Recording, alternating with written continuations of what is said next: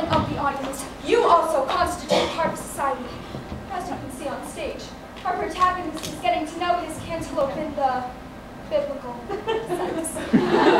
This is something that should shock and mortify those of decent moral sensibility.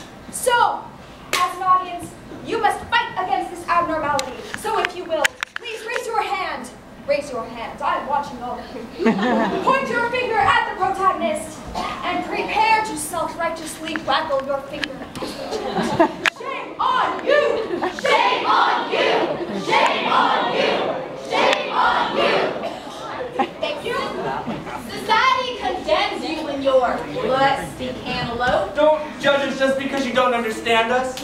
We're both consenting things. If we love each other and don't bother other people or vegetables, why should you condemn us? If we want to be together, why should you stand in our way? And if we should want to join each other in holy matrimony as man and melon, what of it? Who dares stop us? I do!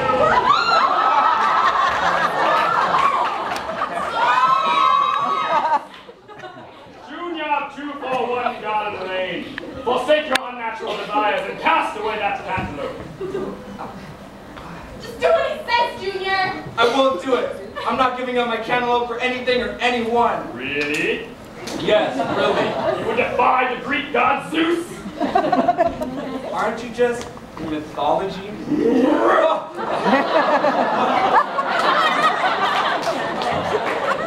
I'm sorry. It's just that I refuse to give up the most wonderful thing in my life. And what if, instead of commanding you to change your ways, I offered you a trade? What do you mean? What kind of trade? Let's see what I've got in my god bag. Would you give up that melon for good health? No. Cure for cancer? Nope. World peace? Nope. Eternal happiness? I've already found it. Cocky? I'm not giving up my cantaloupe. So be it. Let the world forever know that thou art a weirdo. No word of mistakes in this man. Depart and leave him to his fate.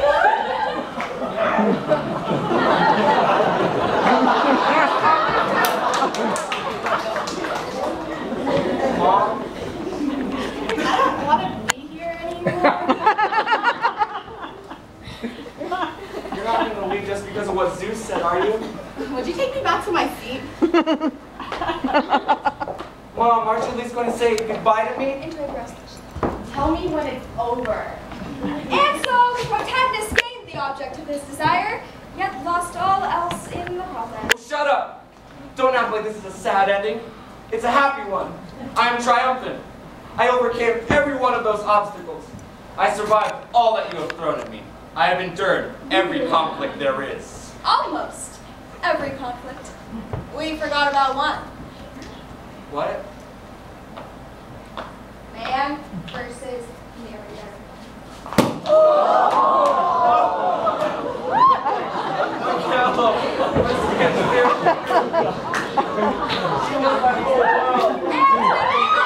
His desire obliterated, the conflict evaporates, and a resolution can begin. The protagonist can see more clearly, and he experiences an epiphany. That sucked. Or perhaps he learned something a little bit more uplifting and constructive. Maybe there's more to life than cantaloupe. Maybe I shouldn't be so single-minded. Or perhaps he's too consumed by tragedy, and instead of learning a lesson, he's overcome by grief. And as he gazes at the remains of his beloved, his heart suddenly grows old. Older, and he dies. Of a broken heart. We could end the story here, draw the curtains, bring up the house lights, or we can speak of the next day when the people found him.